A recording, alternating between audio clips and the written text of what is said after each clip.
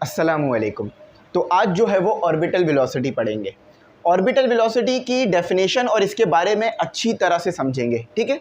और साथ ही साथ इसकी डेरिवेशन करेंगे, इसके न्यूमेरिकल करेंगे ताकि इसका कॉन्सेप्ट पूरा अच्छी तरह क्लियर हो जाए। और आखिर में मैं आपको सेल्फ असेसमेंट के क्वेश्चंस यानी रीजनिंग क्वेश्चंस भी कराऊंगा। तो भाई वीडियो पूरी देख लो ताकि ज़िंदगी बहुत आसान हो जाए। ऑर्बिटल वेलोसिटी इंपॉर्टेंट टॉपिक है, पेपर में आता है, डेरिवेशन भी आती है। क्यों? क्योंकि ईजी है, इसीलिए ये इंपॉर्टेंट है। अच्छा चलो सबसे पहले ऑर्बिटल वेलोसिटी समझते हैं क्या। देखो भाई, अगर आपको ऑर्बिट में मूव करना है यानी अर्थ के इर्द गिर्द या कोई भी प्लेनेट है या स्टार है उसके इर्द गिर्द अगर आपने घूमना है एक ऑर्बिट में, तो आपको एक स्पीड चाहिए होगी, एक वेलोसिटी चाहिए होगी। उस वेलोसिटी को कहेंगे ऑर्बिटल वेलोसिटी। अगर वो वेलोसिटी आपके पास नहीं होगी तो आपका जो ऑब्जेक्ट है, चाहे वो कुछ भी हो, वो आकर आपके प्लेनेट पर या आपके अर्थ पर या आपके स्टार पर जाकर गिर जाएगा। अब देखो इसको कैलकुलेट कैसे करते हैं और ये होता क्या है, मैं बहुत डिटेल में जाके समझाऊंगा, लेकिन टाइम ज़ाया नहीं होगा आपका इंशाल्लाह। हमारा प्यारा अर्थ, ठीक है, हमारी प्यारी ज़मीन है ये, ठीक है। अब आपको पता है हमें ज़मीन के इर्द गिर्द सैटेलाइट भेजनी पड़ती हैं। क्यों भेजते हैं सैटेलाइट? ताकि कम्युनिकेशन में यूज़ हो सके, मैप बनाने के लिए और ट्रांसमिशन के लिए, रेडियो सिग्नल्स को जो है वो दूसरे प्लैनेट्स पे भेजने के लिए या माइक्रोवेव को दूसरे प्लैनेट्स पे भेजने के लिए और मुख्तलिफ पर्पसेस के लिए, और ख़ास तौर पे जो है वो स्पेस रिसर्च के लिए, या अगर कोई एलियन आ जाए तो उसको भी देखने के लिए। वैसे अभी तक तो कोई एलियन साइंटिफिकली प्रूफ नहीं है कि भाई कोई एलियन देखा गया हो। अच्छा, अब ये है अर्थ का ऑर्बिट, ये हमारी अर्थ हो गई, ठीक है, ये हमारी क्या हो गई? अर्थ हो गई। जो डायग्राम में बनाया करूँ ना, उस वक़्त आप बिल्कुल मेरी तरफ मुतवज्जा हो जाया करो, क्योंकि वही हिस्सा सबसे मेन होता है टॉपिक को समझने का, वही हिस्सा सबसे मेन होता है, ठीक है। ये आ गया हमारी अर्थ, ये आ गया हमारा ऑर्बिट। ऑर्बिट क्या? एक ऐसा रीजन जिसके अंदर अगर आप मूव करोगे तो आपकी चीज़ कंटिन्यूसली मूव करती रहेगी। इसको बस मैं आसान तरीके से समझा रहा हूँ। एक ऐसा रीजन, देखो ये रीजन नज़र नहीं आता, ऐसा नहीं है कि कोई ये तार है जो नज़र आ रहा हो, ये एक हाइपोथेटिकल रीजन होता है लेकिन एग्जिस्ट करता है। हाइपोथेटिकल मतलब ये तसव्वुर किया जाता है। क्यों? क्योंकि जब इस ऑर्बिट में आप मूव करोगे ना तो आपको वर्क करने के लिए कोई भी फोर्स नहीं देनी पड़ती, यानी आपका वर्क डन ज़ीरो। कैसे? फॉर एग्जाम्पल, अगर इस ऑर्बिट में आपने किसी चीज़ को पहुंचा दिया तो फिर आपको कोई भी फ्यूल जलाने की ज़रूरत नहीं पड़ेगी उस ऑब्जेक्ट को इस ऑर्बिट में घुमाने के लिए। बात समझ आ रही है? बहुत सिंपल बात कर रहा हूँ। अभी आपको अगर एक जगह से दूसरी जगह जाना हो या किसी सर्कल में घूमना हो तो क्या चाहिए होता है आपको? कोई ऐसी फोर्स चाहिए होती है जो वर्क कराए ताकि चीज़ जो है वो सर्कल में घूमे। लेकिन इस ऑर्बिट का ये फ़ायदा है, अगर इसमें आ जाओगे, इस ऑर्बिट में आ जाओगे, तो आपको किसी फ्यूल की ज़रूरत नहीं पड़ेगी, कोई वर्क नहीं कराना पड़ेगा, कोई फोर्स नहीं लगेगी, आपका फिर भी ऑब्जेक्ट इस ऑर्बिट में घूमता रहेगा, ठीक है। ऑर्बिट में घूमने के लिए कोई फोर्स नहीं लगानी पड़ती, कोई वर्क नहीं करना पड़ता। हाँ, ऑर्बिट में पहुंचाने के लिए वर्क करना पड़ता है, ये याद रखना। ऑर्बिट में जाने के लिए वर्क करना पड़ता है, पहुंचने के बाद वर्क नहीं करना पड़ता। फॉर एग्जाम्पल, अगर करोड़पति बनना है तो करोड़पति जब बनना है तो मेहनत करनी है, लेकिन जब बन जाओगे तो फिर मेहनत नहीं करनी। ये उस तरह की चीज़ है। अब समझो ये हमारी सैटेलाइट है जिसको मैं एक बॉक्स कंसीडर कर रहा हूँ और ये मूव कर रही है अर्थ के ऑर्बिट पर। ऑर्बिट मैंने समझा दिया क्या होता है। अच्छा, अक्सर कहा जाता है satellite orbit around the earth. Orbit का वर्ड यहाँ पर होता है कि कोई चीज़ एक ऑर्बिट में घूम रही है वेलोसिटी के साथ, ठीक है, याद रखना। अच्छा, अब इस बॉक्स का सेंटर होगा और हमारी अर्थ का सेंटर है। याद रखना हमेशा इस बात को कि हमारे अर्थ के सेंटर से लेकर इस बॉक्स के सेंटर तक का डिस्टेंस कैपिटल आर है। दो डिस्टेंस होंगे आपके पास, मैं अभी आपको बताता हूँ। वो क्या होगा आपके पास? Capital R. कैपिटल आर क्या है? क्योंकि यहाँ बच्चे कंफ्यूज कर जाते हैं। वो कैपिटल आर यहाँ से लेके यहाँ तक ले लेते हैं, ये कैपिटल आर नहीं है, ये स्मॉल आर है। कैपिटल आर क्या है? अर्थ के सेंटर से लेकर, अर्थ का जो सेंटर है ना, सेंटर पार्ट जहाँ पर ग्रेविटी ज़ीरो होती है, वहाँ से लेकर, अर्थ के सेंटर से लेकर किसी भी ऑब्जेक्ट के सेंटर तक का डिस्टेंस कैपिटल आर आ गया। अच्छा, अर्थ के सरफेस से लेकर किसी भी ऑब्जेक्ट के सेंटर तक का डिस्टेंस स्मॉल आर आ गया। दो आर हैं आपके पास, एक कैपिटल आर है, एक स्मॉल आर है। अगर चाहो तो इसको कैपिटल आर और स्मॉल आर से अच्छी तरह समझ सकते हो। बात क्लियर हो गई, समझ में आ गई। अब इस ऑर्बिट में मैंने घूमना है तो मुझे एक स्पीड चाहिए या एक वेलोसिटी चाहिए, वो वेलोसिटी है ऑर्बिटल वेलोसिटी। बात समझ आ गई। यहाँ पर बॉडी पर दो फोर्सेस लग रही हैं, वैसे तो तीन फोर्सेस मैं कह सकता हूँ। एक है ग्रेविटेशनल फोर्स। याद रखना, जब भी कोई चीज़ ऑर्बिट में घूमती है किसी भी प्लेनेट के, किसी भी स्टार के, तो वो उसकी ग्रेविटेशनल फील्ड से बाहर नहीं निकलती, उसकी ग्रेविटेशनल फील्ड में ही होती है। उसके ऊपर ग्रेविटेशनल फोर्स लग रही होती है। याद रहेगी ना ये बात? चलो फिर बताता हूँ, ज़रा मेरी बात सुनो। जब भी कोई चीज़ किसी प्लेनेट के या किसी स्टार के ऑर्बिट में घूमती है तो उसके ऊपर ग्रेविटी की फोर्स लग रही होती है। चाहे वो ग्रेविटी की फोर्स अर्थ की हो, मून के ऑर्बिट में घूमोगे तो ग्रेविटी की फोर्स मून की होगी, यानी ग्रेविटेशनल फोर्स मून की होगी। अगर सन के ऑर्बिट में घूम रहे हो तो ग्रेविटेशनल फोर्स सन की होगी, यानी gravity, acceleration due to gravity. ठीक है, इस पे लग रही है हमारे पास क्या? ग्रेविटी, जिसको मैं यहाँ से बना रहा हूँ।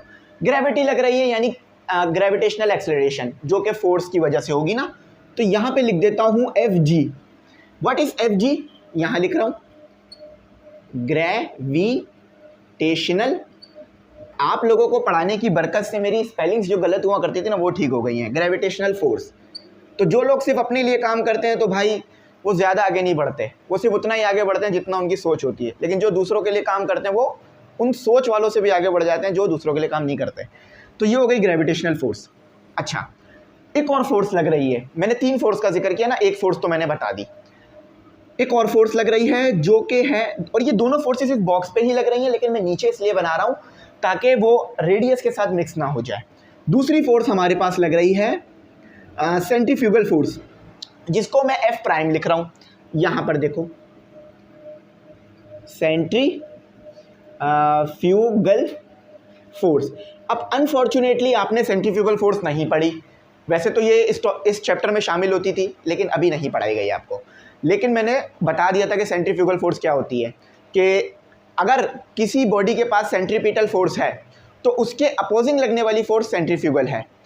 अब आपको मैंने एक फोर्स का जिक्र नहीं किया यहाँ पर, वो थी कौन सी फोर्स? Centripetal force.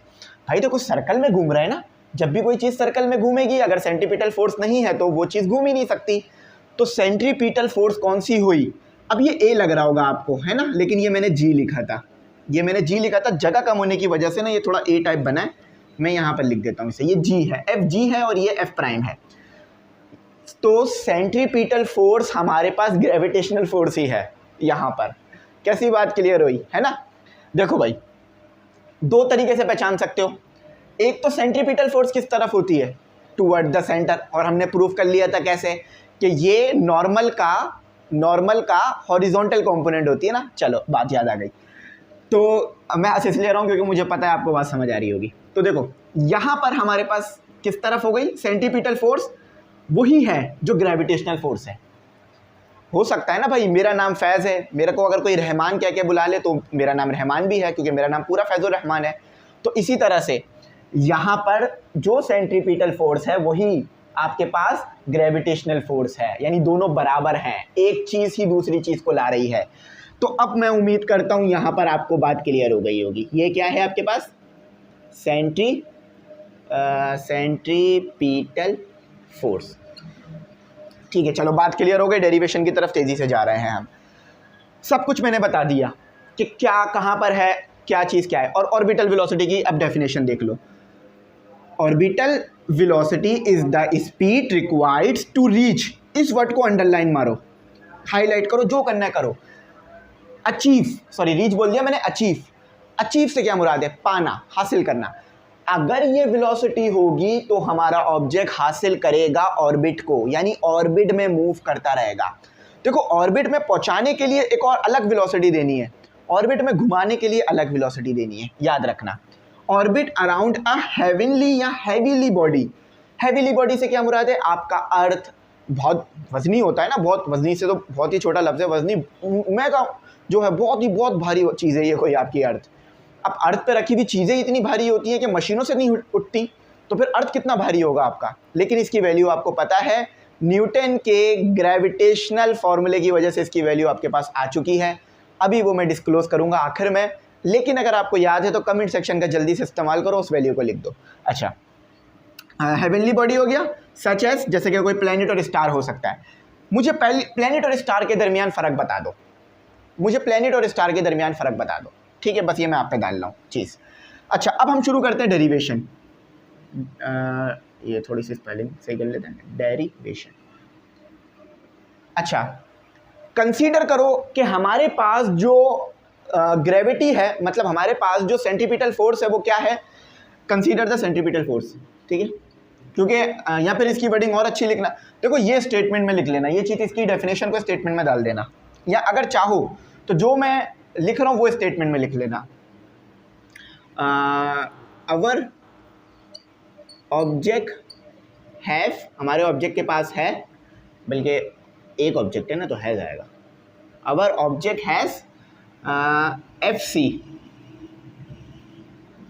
ठीक है, FC है हमारे ऑब्जेक्ट के पास। The direction is the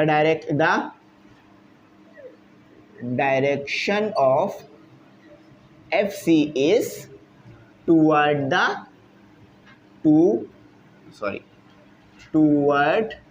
the centre of Earth, ठीक है, अर्थ भाई साहब के सेंटर की तरफ। ये बात तो याद रहेगी। अब FC सेंटीपिटल फोर्स, देखो आपके पास यहाँ भी इन्होंने ना बुक में भी FC लिख के दिया होगा उसे, हाँ बुक में भी देखो FC लिखा हुआ है। अच्छा, तो FC का फॉर्मूला बताओ ज़रा मुझे। mv²/r। आप ठीक बात कर रहे हो, लेकिन यहाँ पर मास किस चीज़ का आएगा ये बड़ा ध्यान रखना है, इसमें गड़बड़ी नहीं चाहिए मुझे।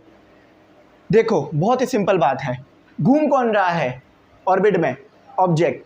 अर्थ तो नहीं घूम रहा ना ऑर्बिट में, अर्थ के तो ऑर्बिट पे घूम रहा है। तो जो चीज़ घूम रही होती है मास तो उसका रखोगे ना, तो ऑब्जेक्ट का मास रखना। मास किसका रखना? ऑब्जेक्ट का, O का। अच्छा, यहाँ पर आपके पास ओरिजिन होता है तो ये 0 होता है। अच्छा, तो आपके पास क्या हो गया? अच्छा, ऑब्जेक्ट। अब ऑब्जेक्ट कुछ भी हो सकता है, वो एक कॉमिक भी हो सकता है, वो एक इंसान खुद भी हो सकता है, वो सैटेलाइट भी हो सकती है। तो अमूमन सैटेलाइट होती है ना, तो सैटेलाइट आ जाओ सैटेलाइट की तरफ। ये बॉक्स इसलिए बनाया क्योंकि सैटेलाइट में नहीं ड्रॉ कर सकते थे ना। सैटेलाइट, LITE, सैटेलाइट, ये है हमारी सैटेलाइट भाई साहब। तो देखो इस M को ना, इस M को हम रिप्लेस करेंगे कैपिटल M से, जो कि होगा सैटेलाइट, LITE लिखा है ना मैंने, सैटेलाइट LITE, ठीक है, ठीक है, सैटेलाइट। अच्छा, डबल L लिखा हुआ है। अच्छा, सैटेलाइट में डबल L आता है, मैंने देखा नहीं इस चीज़ को। चलो, SATELLITE,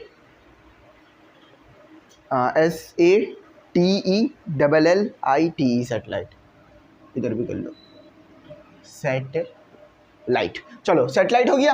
अब इस M को रिप्लेस कर दो सैटेलाइट से। बाकी काम मैं यहाँ से कर रहा हूँ, ठीक है। चलो एक काम करता हूँ ना, बल्कि इस हिस्से को रिमूव ही कर देता हूँ ना, ये तो आपको समझ में आ गया कि क्या क्या है, क्या क्या है, ठीक है। बाकी काम अब मैं यहाँ से कर रहा हूँ, वो मैंने आपको समझाने के लिए लिखा था, बाकी काम मैं यहाँ से कर रहा हूँ ताकि हमें जगह मिल जाए, एक ही जगह कंप्लीट हो जाए। अच्छा, तो देखो भाई, तो ये अब हमारा फॉर्मूला बिकम बन गया M सैटेलाइट और V², ठीक है, और अपॉन R क्या कि सेंटर से लेकर ऑब्जेक्ट के सेंटर तक का डिस्टेंस, तो R आ गया। मैंने एक बात बोली यहाँ पर, हेयर, मैंने एक बात बोली कि जो आपके पास सेंट्रीपिटल फोर्स है वही ग्रेविटेशनल फोर्स है। ग्रेविटेशनल फोर्स यानी जो ग्रेविटी पैदा करती है आपके पास। तो यहाँ पर ग्रेविटी का फॉर्मूला क्या आएगा? न्यूटन का फॉर्मूला आपने पहले तो क्लासों में पढ़ा है, अभी नहीं, अभी कोर्स में नहीं आया, वो आगे शायद आएगा। तो न्यूटन का फॉर्मूला क्या था? सिंपल लिखते हैं, हमारे पास न्यूटन ग्रेविटेशनल फोर्स का formula G M1 M2 upon R²। FG is equal to G M1 M2 upon R², यानी M1 का प्रोडक्ट M2 के साथ और R²। अब देखो मैं ज़रा यहाँ पे बातें थोड़ी क्लियर कर दूँ कि M1 क्या है। m1 मेरे पास है मास ऑफ सैटेलाइट, LITE। अच्छा, m2 क्या है मेरे पास? Mass of object, sorry mass of Earth, EARTH, mass of Earth. तो अब ये फॉर्मूला ऐसा तो नहीं रहेगा, अब ये फॉर्मूला कुछ इस फॉर्म में लिखा जाएगा, Fg इज इक्वल टू, इसे इक्वेशन 1 कर लो और इसे इक्वेशन 2 यहाँ पर बना रहे हैं हम। तो ये G gravitational force, gravitational constant, satellite multiply by m, और ये हो गया आपका अर्थ, EARTH, अर्थ, और डिवाइड में यहाँ भी r² ही आएगा क्योंकि यहाँ से लेकर यहाँ तक का डिस्टेंस आएगा आपके पास। ठीक है, तो दोनों चीज़ें आ गई। अब दो इक्वेशन आपको मिल चुकी हैं, इक्वेशन 1 और इक्वेशन 2। ठीक है, दो इक्वेशन हमारे पास आ गई हैं। ये इक्वेशन 2 है आपके पास, ये इक्वेशन 1 है। देखो मैंने क्या लिखा है यहाँ पर, कंडीशन लिख दी है, दोनों चीज़ें बराबर हैं according to condition, according to condition. Condition क्या कहती है आपको कि जो आपके पास ग्रेविटेशनल फोर्स है वही सेंटीपिटल फोर्स है आपके पास।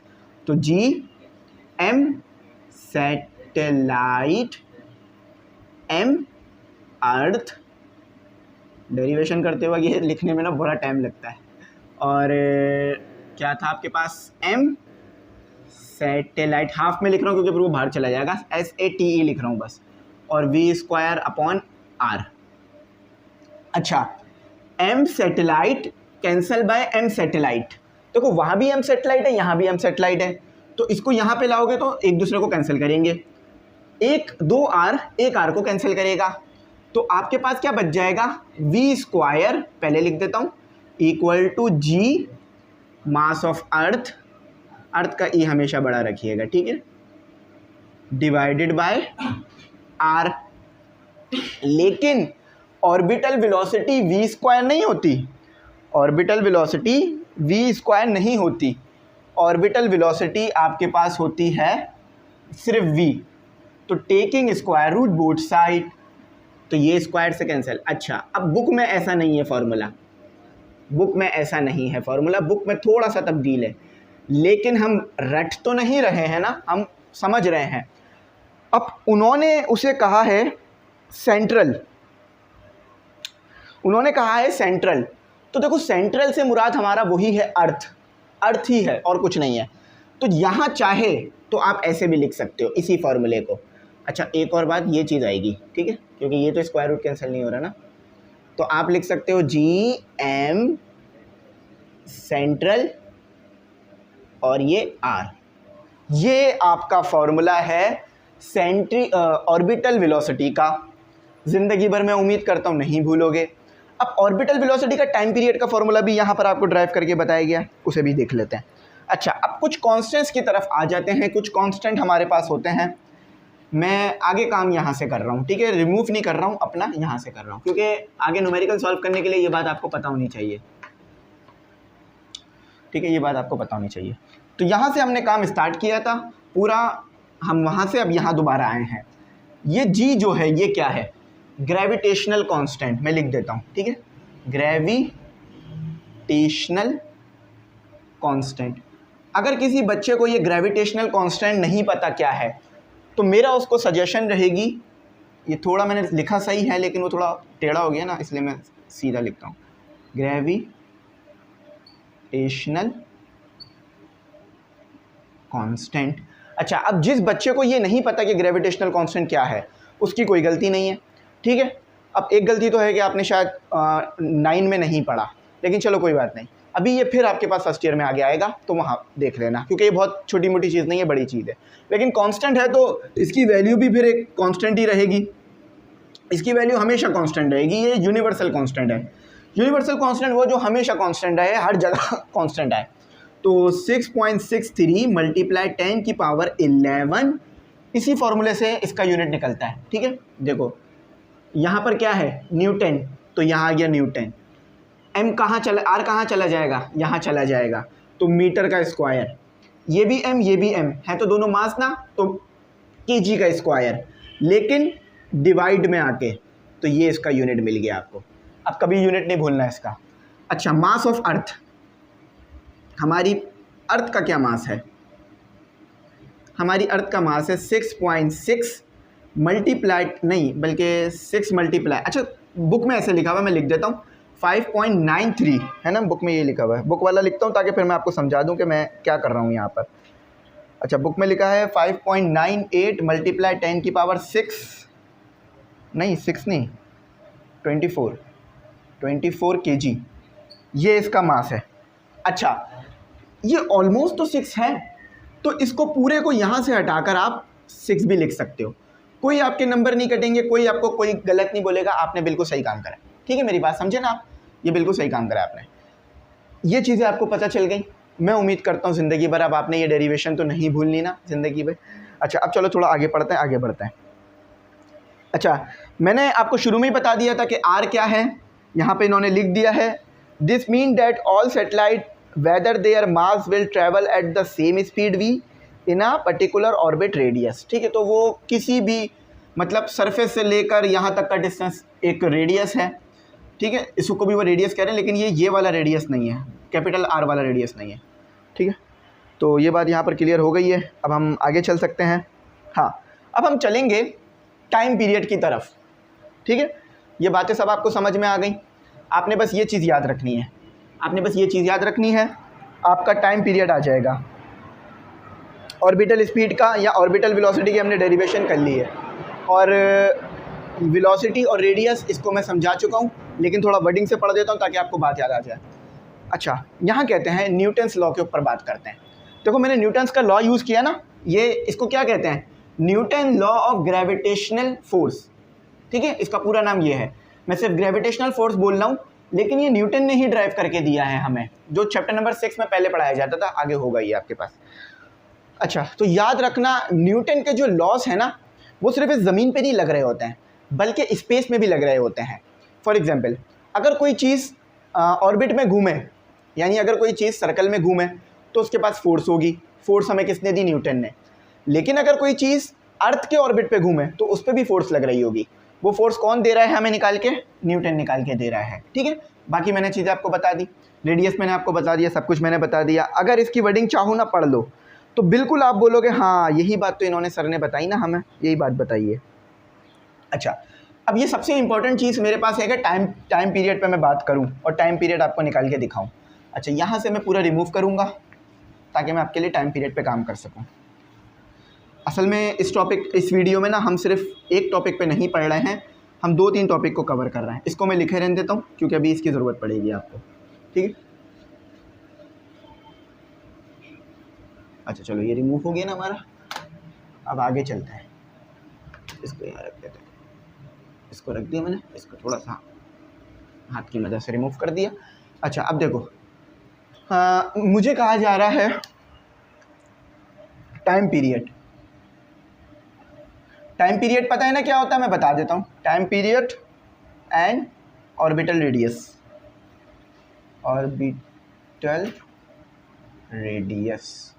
अच्छा देखो, टाइम पीरियड में बता देता हूँ कि आपको कितना टाइम लगा अपनी एक रेवोल्यूशन को कंप्लीट करने में, वो टाइम पीरियड होता है। ठीक है, फॉर एग्जांपल मैंने यहाँ से स्टार्ट लिया था ना, मैं इस पूरे सर्कल को कवर करता हूँ, इस पूरे सर्कल में घूमता हूँ, इस पूरे ऑर्बिट में घूमता हूँ, तो वापस इधर आता हूँ, इस पॉइंट पे वापस आ जाता हूँ। तो ए पॉइंट से चलने में और पूरा सर्कल घूमकर दोबारा ए पॉइंट पर आने में कितना टाइम लगा, उसको आप कहोगे टाइम पीरियड। याद रहेगी ना बात कि वो टाइम जो कि एक पूरी रेवोल्यूशन को कंप्लीट करने में लगे, वो टाइम पीरियड है। ठीक है, तो इसको ज़रा याद रखना, इसको मत भूलना, इंपॉर्टेंट चीज़ है। अच्छा, टाइम पीरियड तो हमारा क्लियर हो गया। अब टाइम पीरियड ज़रा निकाल के भी तो दिखाओ, क्योंकि भाई टाइम एक मेजरेबल क्वांटिटी है ना, आप मेजर कर सकते हो उसको मुख्तलिफ चीज़ों से। तो अब उसको यहाँ पर निकाल के दिखाओ ज़रा मुझे। देखो, मैं यहाँ लिखता हूँ वेलोसिटी का फार्मूला, जैसा कि हम जानते हैं।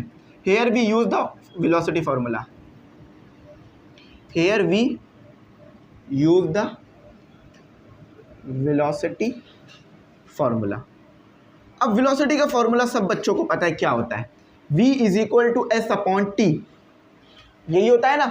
लेकिन इससे तो नहीं निकलेगा टाइम पीरियड। सबसे पहले टाइम पीरियड जब भी होगा तो आप उसको स्मॉल टी नहीं कैपिटल टी लिखोगे। अब ये बात चैप्टर 2 में पढ़ चुके हो कि जब टोटल टाइम ऑफ फ्लाइट की बात आ रही थी तो उसको स्मॉल टी से हमने कैपिटल टी में रिप्लेस करा था, ये याद है आपको। अच्छा, अब ये एस क्या है, समझो ये एक पूरा सर्कल ही है, मैं इसको यहाँ ड्रॉ कर देता हूँ, ये समझो ये एक सर्कल ही है, ये एक सर्कल ही है। तो आप अगर यहाँ से चलोगे और यहाँ पर आओगे तो आप क्या कवर कर रहे हो, आप सर्कल के सरकमफेरेंस को पूरा कवर कर रहे हो, यानी आप आर्क कवर कर रहे हो। देखो हम आर्क कितने हिस्से को बोल रहे थे, इतने हिस्से को आर्क बोल रहे थे। अब तसव्वुर करो आप पूरा यहाँ से घूमकर यहाँ वापस आ गए, यहाँ से घूमकर वापस यहाँ आ गए, तो आपने मुख्तलिफ आर्क कवर की ना, यानी आपने एक डिस्टेंस कवर किया है।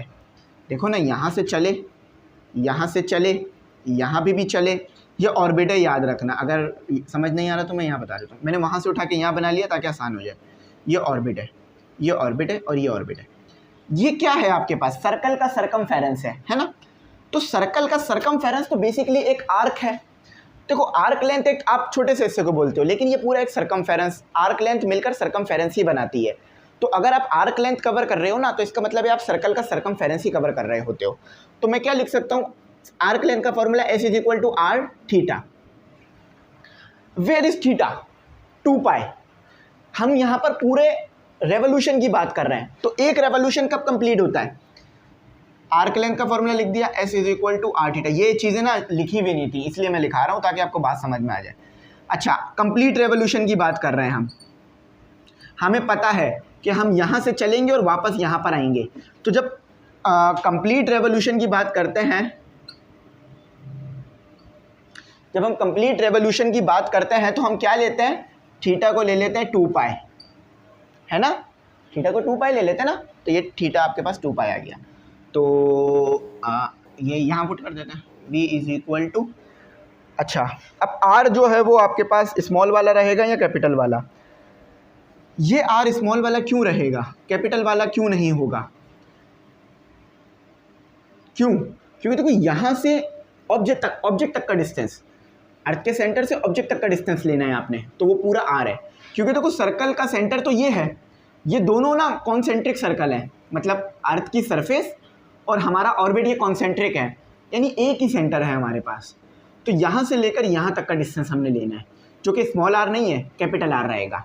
तो अब ज़रा हमारा फॉर्मूला क्या बन जाता है, 2 पाई आर अपॉन टी। देखा इससे ये फॉर्मूला कैसे आया, सारा मैंने लॉजिक यहाँ लिख दिया आपके सामने। अच्छा, अब मुझे ये नहीं चाहिए, मुझे ये चीज़ नहीं चाहिए, मैं क्या करता हूँ, इसको वी टी चाहिए ना, मुझे तो टी चाहिए, मुझे ये चीज़ नहीं चाहिए ना, टी चाहिए। तो मैंने बस वैल्यूज़ आगे पीछे कर देता हूँ, थोड़ा सिंप्लीफाई कर देता हूँ, ये वी आ गया। अब चाहो तो ये वाला वी यहाँ पुट कर लो, ये वाला वी यहाँ पुट कर लो, लेकिन एक मसला है, इसमें स्क्वायर रूट शामिल है, स्क्वायर रूट को हटाना पड़ेगा हमें। तो स्क्वायर रूट को हटाने के लिए क्या करूँगा, मैं इसको यूज़ करूँगा, यूज़ ऑर्बिटल वेलोसिटी फार्मूला। क्या है ऑर्बिटल वेलोसिटी का फार्मूला, याद आ रहा है कुछ जी, ये रहा, v is equal to whole radical G. अच्छा, यहाँ पर इन्होंने m को कुछ सेंट्रल वगैरह लिया है, हाँ यहाँ भी इन्होंने m को सेंट्रल रखा है, तो मैं सेंट्रल ले देता हूँ, ठीक। और r, इतना बात तो समझ आ गई है ना। तो कोई मसला तो मैं उम्मीद करता हूँ नहीं हुआ होगा आपको इतना समझने में। अब मैं चाहता हूँ यहाँ पर v स्क्वायर पुट करना, क्यों, क्योंकि मैं यहाँ भी v स्क्वायर ले रहा हूँ। मैं क्या करता हूँ, दोनों तरफ स्क्वायर लगा देता हूँ, तो ये मैं क्या करता हूँ, दोनों तरफ स्क्वायर लगा देता हूँ। तो यहाँ पर जब मैं स्क्वायर लगाऊंगा तो ये टी स्क्वायर हो जाएगा, और इस पर भी स्क्वायर लगा देता हूँ, इस पर भी स्क्वायर लगा देता हूँ। क्यों स्क्वायर लगा रहा हूँ, क्योंकि मैं इसे वी स्क्वायर बनाने जा रहा हूँ। तो T square is equal to, अब देखो 2 का स्क्वायर 4, पाई का स्क्वायर पाई स्क्वायर, आर का स्क्वायर आर स्क्वायर, और वी का स्क्वायर। अब मुझे वी नहीं चाहिए, वी स्क्वायर चाहिए, तो मैं यहाँ पर क्या कर रहा हूँ, वी स्क्वायर कर देता हूँ।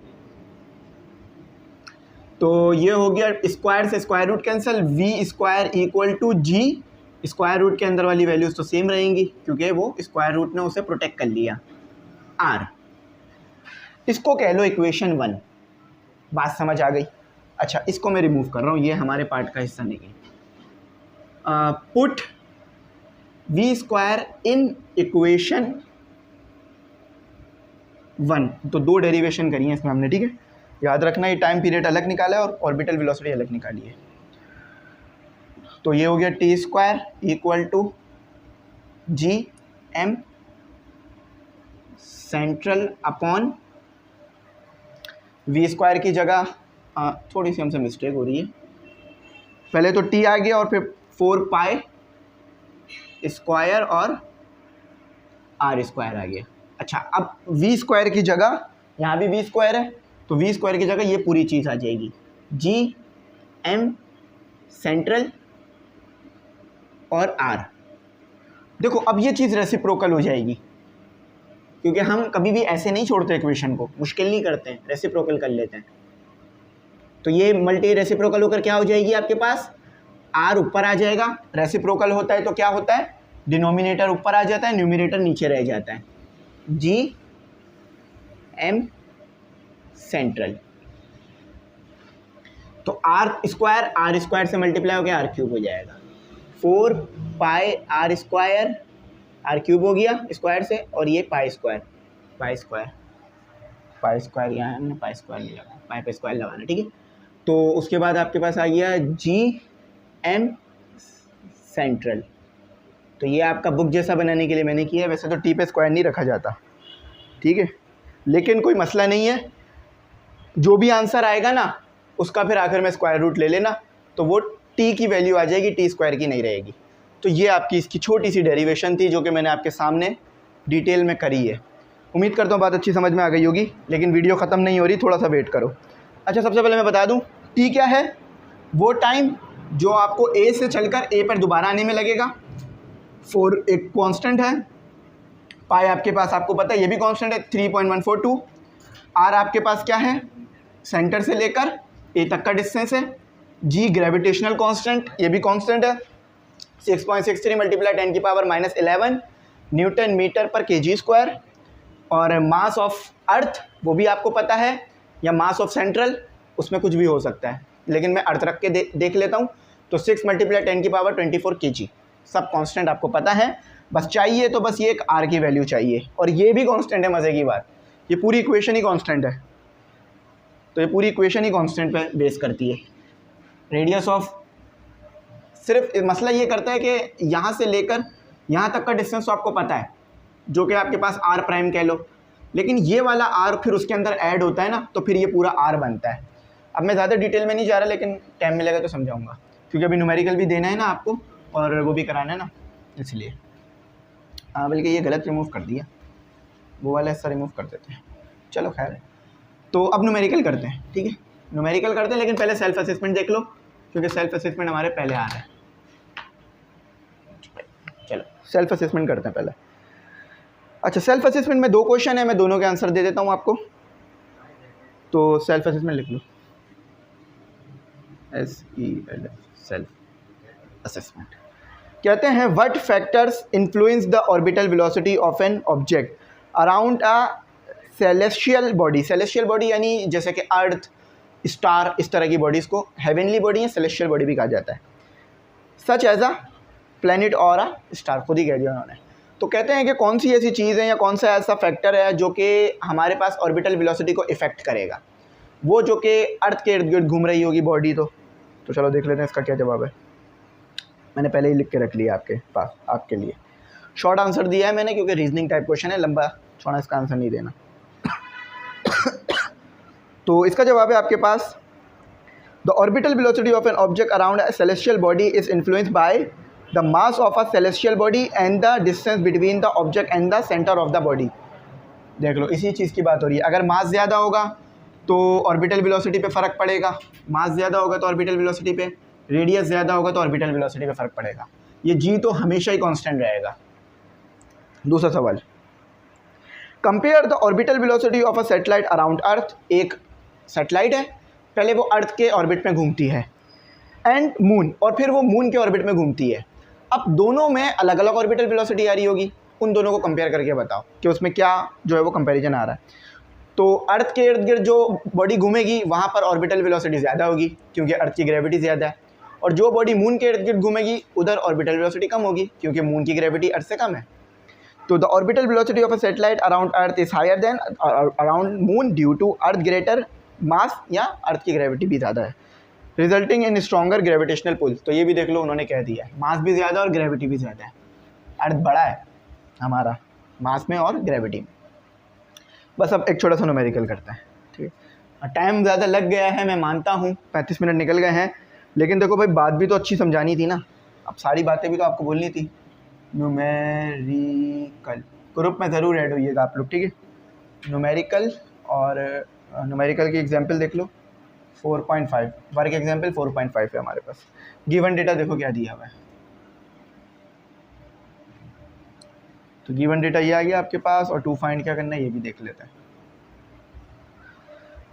द इंटरनेशनल स्पेस स्टेशन, हमारे स्पेस में ना एक इंटरनेशनल स्पेस स्टेशन मौजूद है जो कि नासा की तरफ से और मुख्तलिफ़ कंट्रीज़ की तरफ से लॉन्च किया गया है, जो कि मुख्तलिफ़ काम कर रहा होता है, स्पेस रिसर्च और नेविगेशन मुख्तलिफ़ चीज़ों में मदद करता है हमारे पास।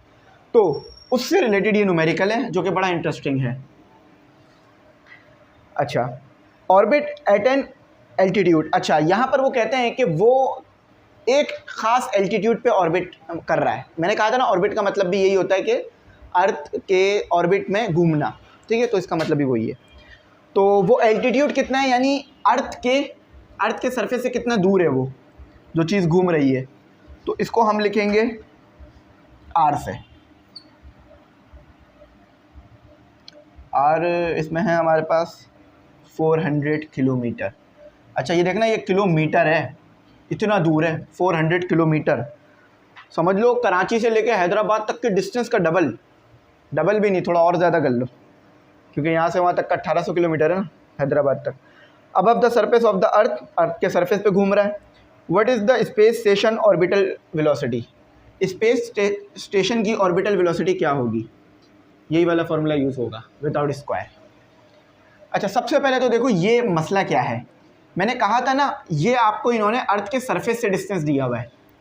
उन्होंने यहाँ पर बात को पूरा वाजे किया है कि orbit at an altitude above the surface of earth, यानी जो स्पेस से स्टेशन है ना वो अर्थ के सरफेस से 400 किलोमीटर दूर है।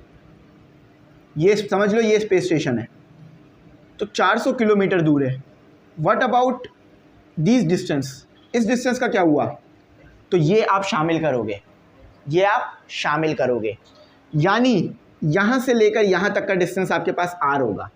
वो कैसे आएगा, आर प्राइम और आर को ऐड कर आएगा। बात समझ रहे हो ना, मैंने बार बार इस बात पे जोर दिया था कि कैपिटल आर जो है ना वो अर्थ के सेंटर से लेकर ऑब्जेक्ट के सेंटर तक का डिस्टेंस है। तो आपको यहाँ पर उन्होंने ये डिस्टेंस नहीं दिया, यहाँ पर उन्होंने अर्थ के सरफेस से लेकर ऑब्जेक्ट के सेंटर तक का डिस्टेंस दे दिया। तो what about R prime, R prime को आप ऐड कर दो सिंपल आर में 400 में, तो पूरा डिस्टेंस जो है वो यहाँ से लेकर यहाँ तक का निकलेगा आपके पास, जो कि आर होगा। समझ गए? अब इसको करते हैं, तो मैंने इसको जब भी स्मॉल आर लिखा, अब बाकी आप आर प्राइम देख लो क्या होता है। अर्थ के सेंटर से लेकर उसके सरफेस तक का डिस्टेंस रहता है 6 × 10⁻⁶ मीटर, सॉरी किलो, हाँ मीटर। मसला ये है कि ये किलोमीटर में है, तो वो तो किलोमीटर में है, इसको मीटर में हम आराम से ले जाते हैं, 1000 से मल्टीप्लाई करा देते हैं, ठीक है। तो ये हमारा किलोमीटर से मीटर में चला गया। है बड़ा सिंपल न्यूमेरिकल, लेकिन बस थोड़ा सा ना लॉजिक है इसमें। इस तरह के न्यूमेरिकल ना टेस्ट करते हैं आपका कि आपने कितना समझा, कितना सीखा। अच्छा तो 400 × 1000 = 40,000, 1 2 3 4 5 1 10 100 1000 10 4 लाख 4 लाख 400 के। अच्छा ये आ गया। अब आर प्राइम देख लो आपके पास क्या होता है, 6 × 10⁻⁶ मीटर, यानी सेंटर से लेकर सरफेस तक का जो डिस्टेंस है वो इतना है आपके पास। अच्छा याद रखना ये मीटर में है, किलोमीटर में नहीं रख रहा हूँ मैं इसे, ठीक है। लेकिन इसमें ना थोड़ा सा ऐसे भी लिखा जाता है इसको 6.38, लेकिन कोई मसला नहीं है, सिर्फ 6 भी लिख लोगे तो भी आंसर ठीक आएगा। लेकिन मैं लिख देता हूँ क्योंकि आपका आंसर बुक जैसा लाना है, तो इसलिए मैं इसको ऐसे लिख देता हूँ। अब इन दोनों डिस्टेंस को आपस में ऐड कर दो तो r आ जाएगा। वो कैसे आएगा? r प्राइम प्लस r से आएगा। तो गिवन डेटा समझ लो यहाँ तक था। अब यहाँ से मैंने ना सोल्यूशन शुरू कर दिया आपके लिए, ठीक है।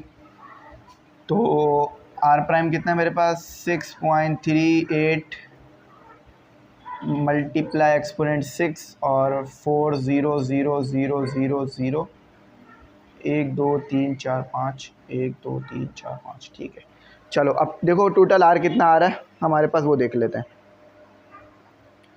देखो 6.38 एक्सपोनेंट 6 मल्टीप्लाई 4 0 0 0 0 0, ये तो बहुत बड़ा नंबर आ रहा है। इसको छोटा करने के लिए ये दबा देते हैं, तो ये अब इक्वल टू, ये हमारा नंबर छोटा हो गया 2.55। अच्छा सॉरी, एक चीज़ गलती हो गई, मैंने मल्टीप्लाई कर दिया उसे। ये चीज़ मेरे भी ध्यान से निकल गई, ये मैं उसे ऐड करना था, मैं मल्टीप्लाई करके बैठ गया। ये सही डिस्टेंस है, ठीक है, ये सही डिस्टेंस है। वो सही नहीं था क्योंकि उसमें मैंने मल्टीप्लाई लगा दिया था बीच में, तो अमूमन तो मल्टीप्लाई हो रहा होता है ना, इसलिए ऐसा हुआ। 10 की पावर 6 मीटर, ठीक है। ये आपका एक्चुअल डिस्टेंस आ गया इसका, ठीक है। अच्छा फॉर्मूला क्या है वेलोसिटी के लिए? फॉर वेलोसिटी के लिए काम करते हैं तो g m सेंट्रल। अब देखो मैंने डेरिवेशन कराते वक्त सेंट्रल को क्या लिखा था? अर्थ। तो क्योंकि मैं उस वक्त अर्थ कंसीडर कर रहा था, तो अब हमारे पास यहाँ सेंट्रल नहीं, यहाँ अर्थ आएगा, ठीक है। अर्थ का सेंटर बात हो रही है, अर्थ के मास की बात हो रही है यहाँ r। अच्छा चलो तो इसको यहाँ कर लेते थोड़ा सा। अब वैल्यूज़ पुट करनी है मुझे, आपको कांस्टेंट बताने। कांस्टेंट क्या क्या है? अच्छा एक कांस्टेंट है आपके पास मास ऑफ अर्थ, जो कि मैं रखता 6 मल्टीप्लाई 10 की पावर 24। आपकी बुक वालों ने रखा है 5.98 मल्टीप्लाई 10 की पावर 24। क्योंकि मुझे बुक जैसा आंसर बनाना तो इसलिए ऐसा कर रहा हूँ मैं, वरना 6 मल्टीप्लाई 10 की पावर 28 kg रख लोगे तो भी चल जाएगा। अच्छा बाकी आप ये चीज़ निकाल के ला चुके हो। ग्रेविटेशनल कांस्टेंट की वैल्यू सुन लो क्या होती है आपके पास? 6.63 मल्टीप्लाई 10 की पावर -11 न्यूटन मीटर स्क्वायर पर kg स्क्वायर, ठीक है, दोनों का स्क्वायर होता है। अब we will put the both value in this equation, v equal to, तो क्या था हमारे पास? सबसे पहले क्या था हमारे पास? g, तो g लिख देते हैं 6.63 मल्टीप्लाई 10 की पावर -11, यहाँ मल्टीप्लाई हो रहा है, ठीक है, मल्टीप्लाई विथ 5.98 मल्टीप्लाई 10 की पावर 24 डिवाइड विथ 6.78 मल्टीप्लाई 10 की पावर 6। अब दो तरह के स्टूडेंट होंगे यहाँ पर, जो पहले इन दोनों को आपस में मल्टीप्लाई कराएंगे, फिर इससे डिवाइड कराएंगे, फिर रूट लेंगे, वो भी ठीक है। लेकिन डायरेक्ट कर सकते हो इसको आप, डायरेक्ट मैं कैलकुलेटर से सिखा देता हूँ, ठीक है। आपके पास साइंटिफिक कैलकुलेटर में ये ऑप्शन होगा, स्क्वायर रूट प्रेस करो, फ्रैक्शन प्रेस करो, ठीक है। और 6.63 एक्सपोनेंट -11, इस न्यूमेरिकल की वजह से वीडियो काफ़ी बड़ी हो गई। 5.98 एक्सपोनेंट 24 डिवाइड विथ 6.78 एक्सपोनेंट 6। अब पहले मैं इसको वेरीफाई कर लेता हूँ कि सारी वैल्यू सही रखी हैं या नहीं रखी हैं। 6.63 मल्टीप्लाई 10 की पावर -11, इसमें गलती की गुंजाइश कम होती है क्योंकि सारे आंसर, सारी वैल्यूज आपके सामने होती है। 5 मल्टीप्लाई विथ 5.98 मल्टीप्लाई 10 की पावर 24 एक्सपोनेंट 24 और 6.78 एक्सपोनेंट 6, तो ये आ रहा है। अब मुझे उम्मीद है शायद उन्होंने आंसर इसमें नहीं दिया हुआ होगा, डेसिमल इसमें फ्रैक्शन में, एक्सपोनेंट में नहीं दिया हुआ होगा, साइंटिफिक नोटेशन में। वैसे तो ये भी सही है, मीटर पर सेकेंड, लेकिन आपके बुक जैसा देखते हैं बुक में क्या दिया हुआ उन्होंने। अच्छा बुक में उन्होंने ऐसे नहीं दिया हुआ, बुक में उन्होंने इसी नंबर को जो है वो मीटर सेकंड में यानी फ्रैक्शन में उसमें लिखा हुआ है, मतलब एक सिंपल नंबर में लिखा हुआ है। तो इसके लिए आपको क्या करना है, ये ENG दबा दो और इसको प्रेस कर दो, ये आ गया आपका नंबर। अब आप बोलोगे सर आंसर गलत आ रहा है, देखो अभी ठीक आ जाएगा। अच्छा अभी भी थोड़ा कम है, तो इसको थोड़ा सा और ठीक करने के लिए, असल में इसमें ना फ़र्क पता है क्यों आ रहा है, क्योंकि इन्होंने देखो यहाँ पर एक नंबर ज़्यादा ले लिया, 7-3 कर दिया उसे उन्होंने। तो ये बड़े नंबर होते हैं ना, इसमें ऐसे ही होता है। तो मैं आपको बताना ये चाह रहा हूँ कि जो बच्चा ये देगा ना आंसर, उसको भी पूरे नंबर मिलेंगे। क्यों? क्योंकि ये बहुत बड़ी वैल्यू है। तो जो बहुत बड़ी वैल्यूज़ में ना आप पॉइंट के बाद के कुछ नंबरों को कम करेंगे, तो फिर ये आंसर बहुत ज़्यादा फ़र्क करेगा। तो जो बच्चा यहाँ भी छोड़ेगा वो भी ठीक है, लेकिन जो बच्चा अब जो मैं करना चाह रहा हूँ वो करेगा तो भी ठीक है। तो ज़्यादा बेहतर ये है कि जो मैंने करा वो कर लो, क्योंकि याद थोड़ी ना करोगे। देखो अब भी बुक जैसा नहीं आ रहा, अभी भी थोड़ा फ़र्क आ रहा है, बल्कि शायद बुक जैसा आ गया है। अभी भी थोड़ा फ़र्क है लेकिन चल जाएगा, मसला नहीं है, ठीक है चल जाएगा।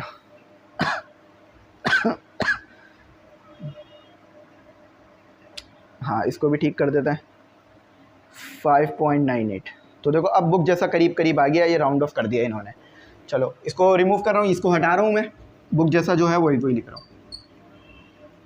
क्या कोई बच्चा बुक में ये सोचने कोई बच्चा पेपर में ये सोचने के लिए बैठेगा कि पॉइंट के बाद मैंने 3 नंबर लिए थे या 2 या 1? तो मैं फिर बता रहा हूँ, ये चीज़ें रटने में आ जाती हैं कि आप ये सोचें बैठ के कि पॉइंट के बाद 2 या 3 नंबर लेना है। पॉइंट के बाद 2 नंबर ले लो, कैलकुलेशन आसान रहेगी। जो मैं आंसर लाया था वो भी यही था, उसमें भी 7 आ रहा था, 6 आ रहा था, लेकिन यहाँ वाले नंबर थोड़े चेंज थे।